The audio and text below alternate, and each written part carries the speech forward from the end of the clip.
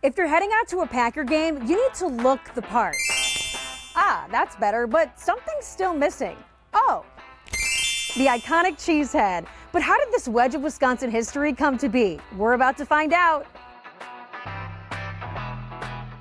My name is Ralph Bruno. I guess it was something that I had to do back in 1987, and that was to make a cheesehead. It started as me going to a Brewer baseball game, and they were playing the White Sox, and of course, our friendly neighbors to the south call us cheeseheads. So the night before, I had made a cheesehead hat from a piece of foam.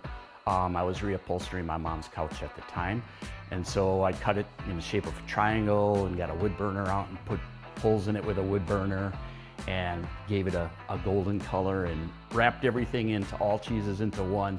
A girl came up and said, "Hey, can I try it on?" And then my buddies looked at me and looked at her, and they're like, "Oh, what's going on with this cheesehead thing?" And then I couldn't get the hat away from them. And you have the original cheesehead. It spent a lot of time in a closet in the dark, and then my wife Sue had somebody build a case for it, so we have it under glass now. Back then there wasn't anything, and so being first on the scene with something is a good bad thing. The manufacturing side of things, it went from what I had done by cutting it into actually a molded process, which I knew nothing about.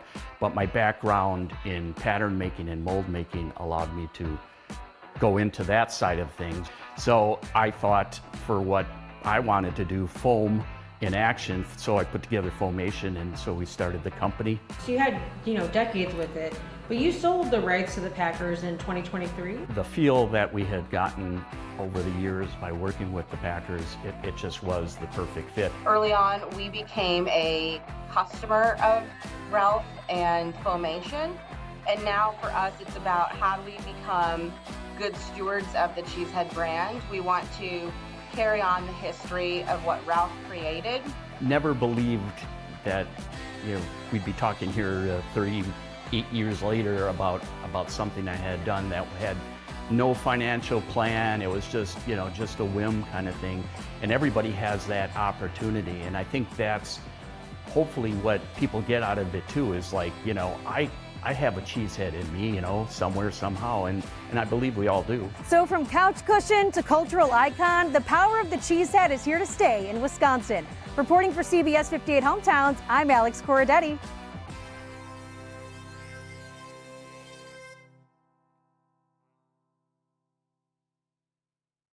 Thank you. Listen, some people will be watching the NFL draft from home this year, but one Wisconsin artist is already a part of it. Let's get to Alex Corradetti live in Green Bay with a handcrafted story. Hello, Alex. Good morning, guys. Hope you're having a nice morning back there. It's a beautiful morning here in Green Bay. Don't even need a jacket. But you remember I had a great story last year about a wood artist out of Milwaukee named Ike Winter. Well, now he's getting the biggest call of his career yet. One to the NFL. Here's that story. With the first pick in the 2025 draft, the league selects Wisconsin's own Ike Winter. Just not in the way you'd expect.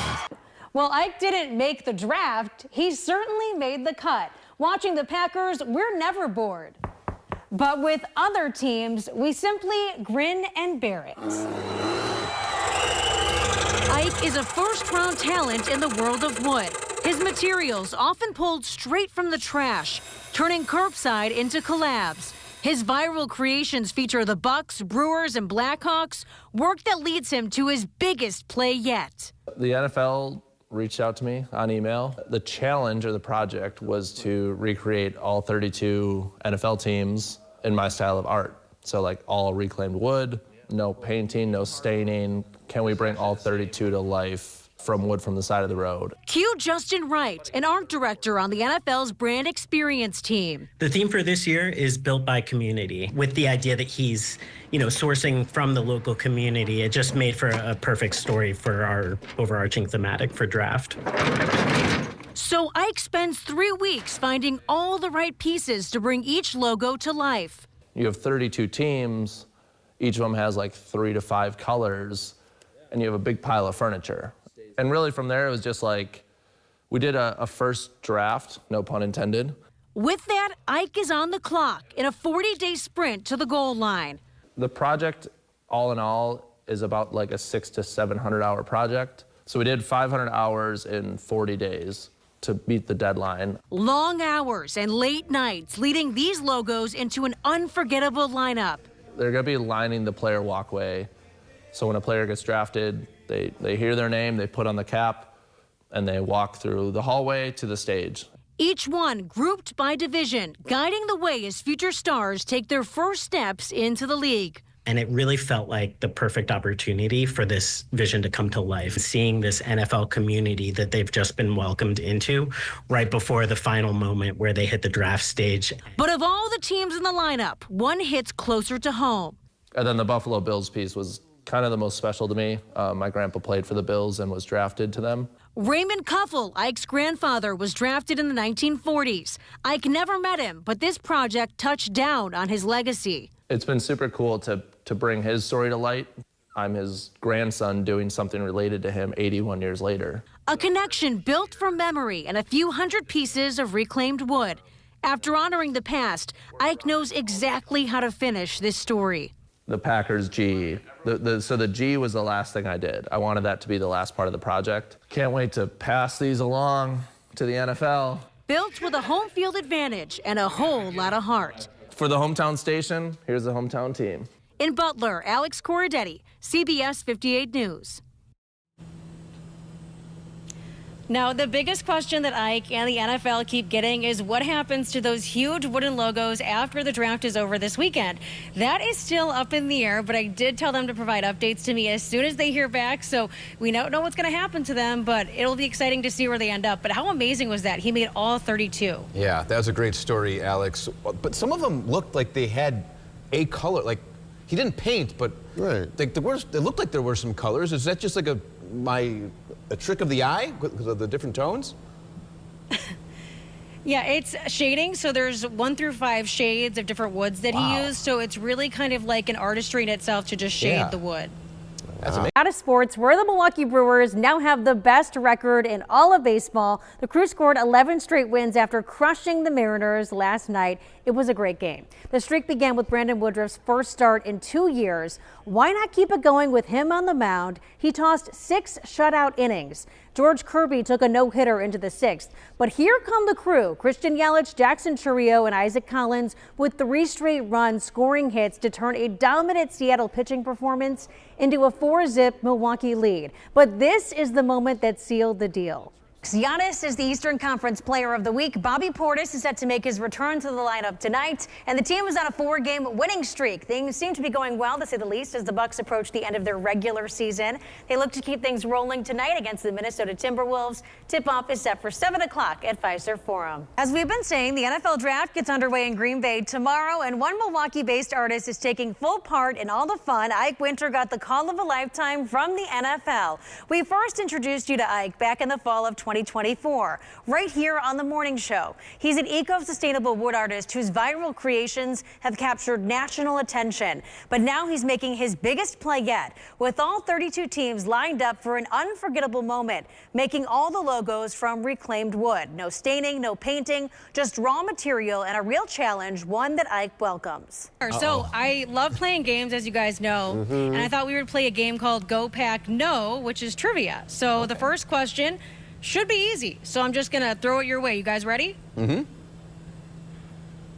Okay, question 1 is, the Packers drafted Jair Alexander with the 18th pick in 2018. What college did he attend? Do you want to see me try and kick real quick? Yeah, go for it. Okay, ready? Okay, ready? Oh gosh. I'm gonna punt it. How do I put this down?